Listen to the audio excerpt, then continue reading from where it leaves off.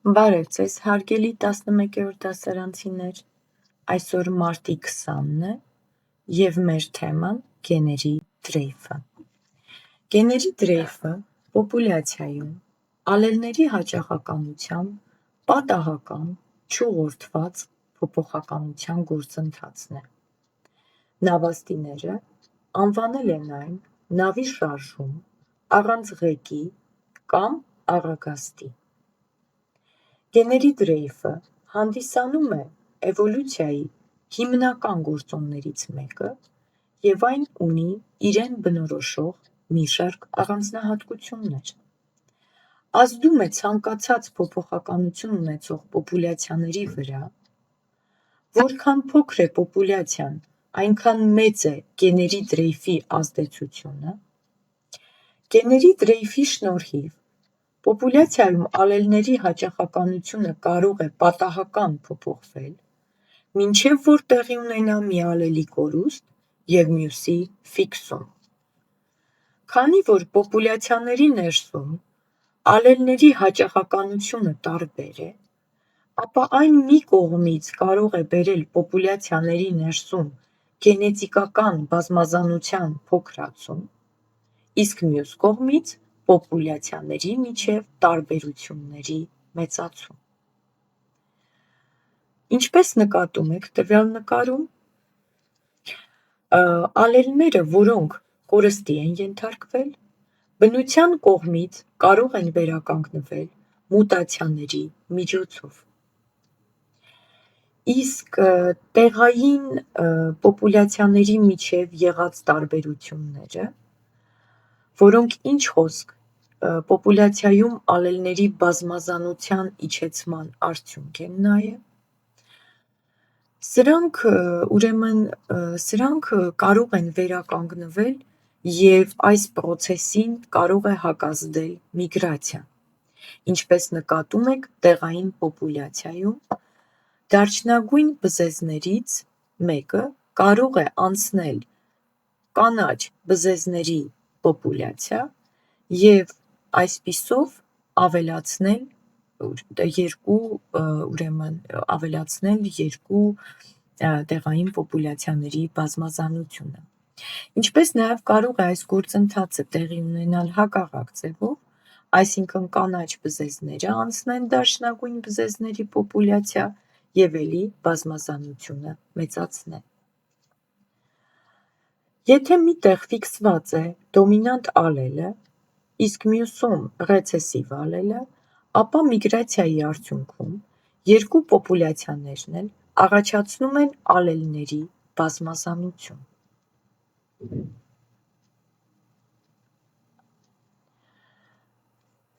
Հարգելի աշակերտներ, եթե այս ամենը պատկերենք նավի նկարի վրա,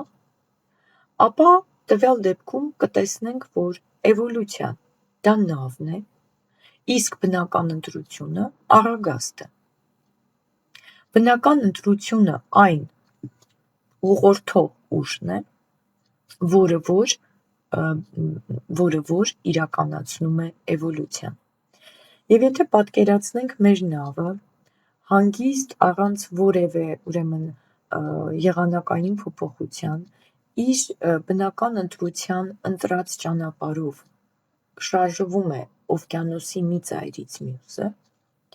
ապա գեների դրեյֆի արդյունքում, որը որ տվյալ նկարում կարող ենք պատկերել փոթորկի ձևով, մենք կտեսնենք ալելների ցրում տարբեր ուղղությունների վրա։ Այսինքն այս ալելները տեղավորված էին նավում և իրենց բնականոն ճանապարհը անցնում էին բնական ընտրության ուղղության հիմքի վրա, տեղի է ունենում փոթորիկ և ալելները ցրվում են տարբեր մայրցամաքներ։ Արդյունքում մենք ունենում ենք տարբեր ալելների տարբեր պոպուլյացիաներում բազմազանության մեծացում, ինչպես նաև այս ալելները, որոնք ենթադրենք ռեցեսիվ են և ոչ այնքան օգտակար տվյալ պոպուլյացիայի համար, հնարավորություն ունեն ընկնելով այլ միջավայրի պայման, դրսևորել իրենց եւ իրենց այս ռեցեսիվ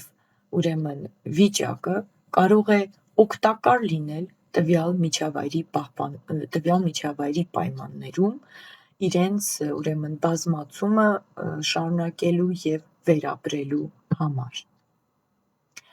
Այստեղ հստակ երևում է նկարում ուրեմն գեների դրեյֆի օրինակը գեոսպիզա թռչնի միջոցով, երբ տարբեր տարածաշրջաններում առաջացել են այս թռչնի տարբեր կտուցի ձև ունեցող ձևերը։ Եթե էլի որպես պատահական գործոն վերցնենք մարդու կողմից որոշ միջատների ուրեմն պատահական ձևով ոչնչացումը, ապա կտեսնենք, որ այն ալելները, որոնց հաճախականությունը փոքրացել է տվյալ ուրեմն պոպուլյացիայում, դրանք խաչասերման արդյունքում հետագայում կարող են վերականգնվել։ Եվ այսպես եւս մի նկար, որը արտացոլում է ուրեմն գեների դրեյֆի ազդեցությունը էվոլյուցիայում։ Եթե ընդունենք այս շրջանը մեր տեսակն է, իսկ այս փոքրը տեսակի ներսում պոպուլյացիան, ապա պոպուլյացիան առանձնացնելով կտեսնենք, որ վարդագույն տիպի առանձնյակները, տվյալ դեպքում առանձնյակներն են ալելները, կամ նշենք սա ալելներով, ուրեմն ալելները բավականին քիչ են տվյալ պոպուլյացիայում։ Դրանք կարող են գեների դրեյֆի ազդեցության արդյունքում ավելանալ եւ մինչև անգամ իսպառ վերանալ։ Նաեւ գեների դրեյֆը ուրեմն անվանում են գենետիկական ամպեր, բնակչության մեջ գոյություն ունեցող գեների հաճախականության փոփոխություն որպես։ Պատահականությունը այս գործընթացում ամենամեծ դերն է խաղում, եւ 20-րդ դարի կեսերին բուռն քննարկումներ տեղի ունեցան բնական ընտրության համեմատական կարեւորության վերաբերյալ։ Այս գործընթացը բնական ընտրության անվանեցին չեզոք գործընթաց եւ գենետիկական ամպրոպի վերաբերյալ բավականին շատ խոսեց Ֆիշերը։ Իր տեսության մեջ բնական ընտրությունը բացատրում էր նա մենդելյան գենետիկայով։ Ապա նրանից հետո Կիմուրը գենետիկական փոփոխականությունը ասաց, որ տարածվում է բնակչության մեջ եւ կարող է այն ֆենոտիպորեն ընդհանրապես ուրեմն չդրսևորվել։